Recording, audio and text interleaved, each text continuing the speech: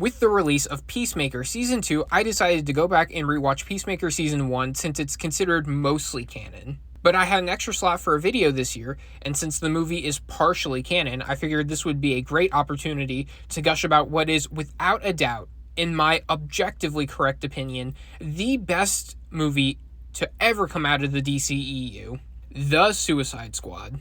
Not to be confused with the absolute worst DCEU movie, Suicide Squad.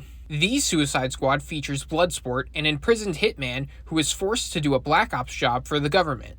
Amanda Waller, using his daughter as leverage, sends him with a small team to Corto Maltese to eliminate an extraterrestrial threat. His team consists of Peacemaker, Ratcatcher 2, King Shark, and Polka Dot Man. After rescuing Rick Flag and recruiting the Thinker, they then rescue Harley Quinn and head to Jotunheim, where Project Starfish is.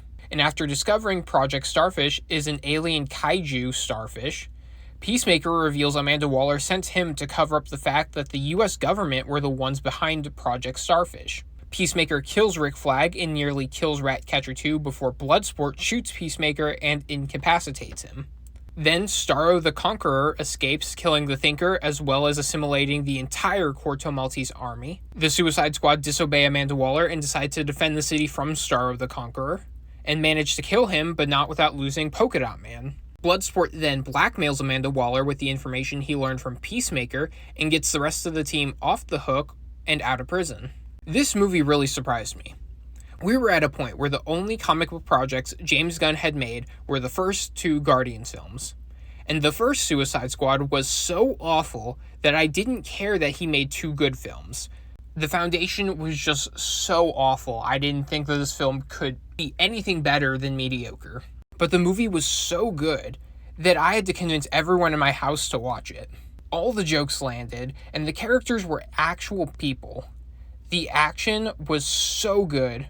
Watching Peacemaker and Bloodsport compete for who gets the coolest kill is comedy gold. Harley Quinn's escape was fun, and they did this little bit where as she's killing people, the blood splatter is flower petals. This film has some of the most personality you will find in any comic book film. The transition scenes are great.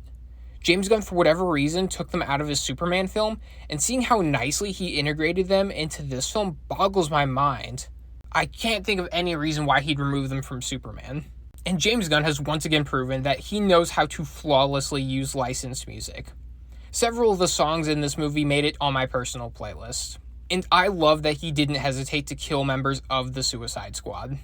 The first film had 9 members, I think. And one of them was the main villain. And only 2 died. This film had 14 members to start, and the film ended with only 4 walking away, but a total of 6 survived the movie. That is a 78% survival rate to a 43% survival rate. If you're on a team called Suicide Squad, and your team has over a 50% survival rate, then I call bullshit. You need a new name. Characters are getting an 8.5 out of 10. I had to knock off a bit for Bloodsport just being a Deadshot clone, but everyone in this movie was great. I don't adore Peacemaker in this movie, but after watching his show, this massively improves the character. Story gets an 8.5 out of 10 as well. I think the story works very well. There is one part where they split up the group, and the point where they decide to swap perspective cuts the tension a bit, but it doesn't ruin anything. Acting gets a 9 out of 10.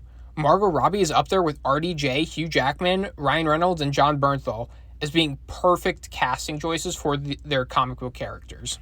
Idris Elba is very fun as this mercenary who doesn't give 2 shits about the mission and is just trying to get it over with. John Cena is also really good in this film, but he doesn't really begin to shine as Peacemaker until his show. And Viola is also excellent as Amanda Waller. Visuals get a 9.5 out of 10. This film looks absolutely gorgeous. It's colorful, the CGI is great, they fight a kaiju starfish that looks real, and this film was shot in 2020. The pandemic happened, and they managed to make this movie look great. Action is an 8 out of 10. The killing competition and Harley's escape are the highlights of the movie for me. I think the rest of the action is just good. But when the worst of your movie is just good, I think you've done something right. Overall, this movie is an 8.5 out of 10. It's just a shame this film was not only released during the height of the pandemic, but also released day one on HBO Max. It flopped at the box office and no one talks about how great this movie is. Whenever someone asks me what the greatest comic book film is, I never have an answer because how can you choose with so many factors at play? So I just have a handful of comic book movies that are just truly great films in their own right, and I could argue a point for why any one of them is the best at any point of the day. James Gunn's Suicide Squad is the only movie from the DCEU that makes that list for me. And thankfully, due to the success of the movie, he is running DC and is so far doing a good job. Guys, if you made it to the end of the video, you are now obligated to leave a like. Please subscribe so I can get an invite to the premiere of Avengers Doomsday. Thank you all so much for watching and take care.